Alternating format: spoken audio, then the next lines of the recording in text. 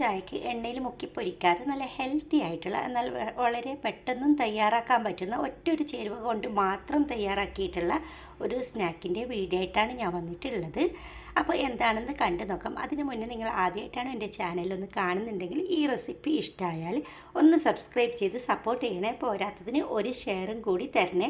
അപ്പോൾ എങ്ങനെയാണ് ഉണ്ടാക്കിയതെന്ന് നമുക്കൊന്ന് കണ്ടു നോക്കാം. ഇപ്പോൾ ഇവിടെ ഒരു കപ്പ് റവ എടുത്തിട്ടുണ്ട്.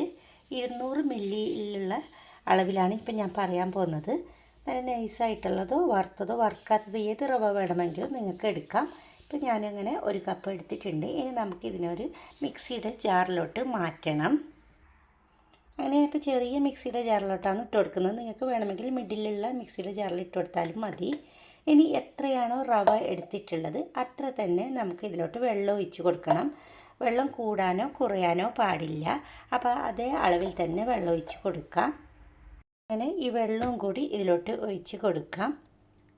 അതിനുശേഷം നമുക്കിനി ആവശ്യമുള്ളത് 2 ടേബിൾ സ്പൂണ് തൈരാണ്. അധികം പുളിയില്ലാത്ത തൈരാണ് ഇപ്പോൾ ഞാൻ എടുത്തിട്ടുള്ളത്. നിങ്ങളുടെ കയ്യിൽ ഏത് തൈരാണുള്ളത് അത് എടുത്താൽ മതി. നല്ല കട്ടിയുള്ള തൈര് എടുക്കാൻ ശ്രദ്ധിക്കുക. വെള്ളമാണെങ്കിൽ 1.5 ടേബിൾ സ്പൂൺ ചേർത്ത് കൊടുത്താൽ മതി. നല്ല കട്ടിയുള്ള പേരിലാണ് ഞാൻ ഇപ്പോൾ 2 സ്പൂണ് ചേർത്തിട്ടുള്ളത്. ഇനി ഇതോടൊപ്പം നമുക്ക് 1 സ്പൂണ് പഞ്ചസാരയാണ്. തീർച്ചയായിട്ടും പഞ്ചസാര 1 സ്പൂൺ തന്നെ ചേർക്കണം. 1 ടീസ്പൂണിലും കുറച്ച് കൂടുതലുണ്ട് കേട്ടോ ഈ സ്പൂണ്. അത് ചേർത്ത് കൊടുക്കാം. ഇനി നമുക്കിതിലൂടെ ആവശ്യമുള്ളത് ഇതിലോട്ട് 1 സ്പൂണ് ഓയിലും കൂടി ചേർക്കാം. എന്നിട്ട് നല്ലവണ്ണം ഇതൊന്ന് അടിച്ച് വരാം. അങ്ങനെ ഇപ്പോൾ അരച്ചിട്ട് ഒരു ബൗളിലോട്ട് മാറ്റിയിട്ടുണ്ട്. ഇങ്ങനെ കിട്ടിയിട്ടുണ്ട്. ഇനി നമുക്കിതിലോട്ട് ആവശ്യമുള്ള ഉപ്പ് ചേർത്ത് കൊടുക്കാം. നേരത്തെ ഉപ്പിട്ടിട്ടുണ്ടായിരുന്നില്ല. ഉപ്പ് നോക്കിയിട്ട് ഉപ്പ് നിങ്ങളുടെ ടേസ്റ്റിനനുസരിച്ചിട്ട് ഉപ്പ് ചേർത്ത് കൊടുക്കുക.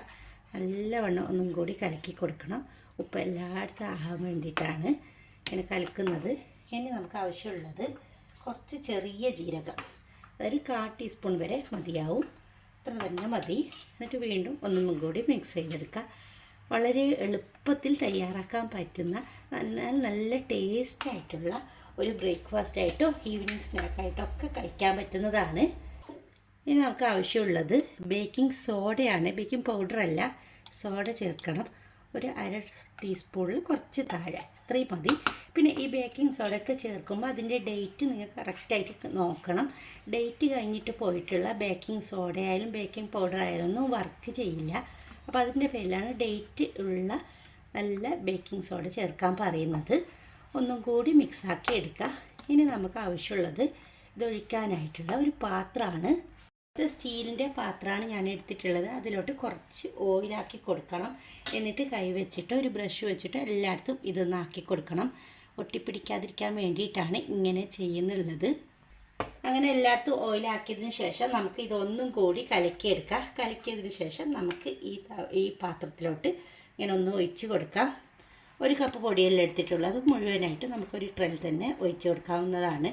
അപ്പോൾ പെട്ടെന്ന് തന്നെ നമുക്ക് ബ്രേക്ക്ഫാസ്റ്റൊക്കെ ആയി കിട്ടുന്നതുമാണ്. ഇതിനായിട്ട് പ്രത്യേകിച്ചിട്ട് ഒരു കറീൻ്റെ ആവശ്യമൊന്നും ഇല്ല. എന്നിട്ട് ഒഴിച്ചതിന് ശേഷം ഒന്ന് ടാപ്പ് ചെയ്തെടുക്കണം. നിങ്ങൾ ബബിൾസ് ഉണ്ടെങ്കിൽ പോയി കിട്ടാൻ വേണ്ടിയിട്ട്. ഇനി നമുക്കിതിൻ്റെ മുകളിലോട്ട് മുന്നായിട്ട് നമുക്ക് ഇതേപോലത്തെ ഒരു കടായി വീട്ടിൽ കുറച്ച് വെള്ളം വെച്ചിട്ട് നല്ലവണ്ണം ഒന്ന് ചൂടാക്കി എടുക്കണം.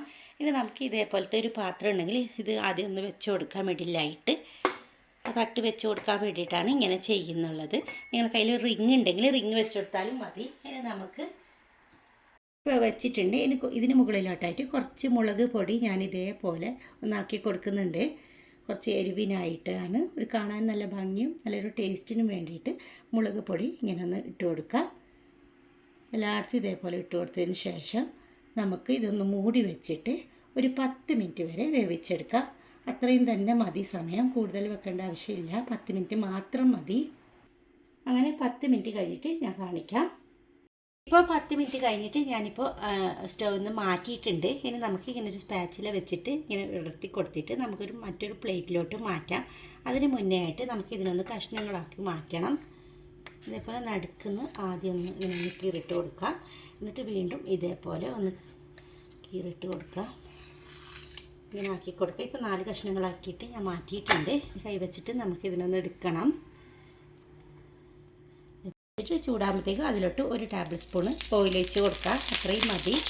എന്നിട്ട് നമുക്ക് കട്ട് ചെയ്ത് വെച്ചിട്ടുള്ള കഷ്ണങ്ങളുണ്ടല്ലോ അതെല്ലാം ഇതേപോലെ ഒന്ന് ഇട്ടിട്ട് ഒന്ന് ഫ്രൈ ചെയ്തെടുക്കുക. ലൈറ്റ് ഫ്രൈ ആയാൽ മതി, കൂടുതൽ ഫ്രൈ ആവേണ്ട ആവശ്യമില്ല. അപ്പോൾ നല്ലൊരു കടക്ക് കിട്ടാൻ വേണ്ടിയിട്ടാണ് ഇങ്ങനെ ഫ്രൈ ചെയ്തെടുക്കുന്നുള്ളത്. അങ്ങനെ ഒരു മിനിറ്റ് ഇങ്ങനെ വെച്ചതിന് ശേഷം വീണ്ടും നമുക്കൊന്ന് തിരിച്ചിട്ട് കൊടുക്കാം. ലൈറ്റ് ഫ്രൈ ആയാൽ മതി കേട്ടോ, കൂടുതലാവണ്ട.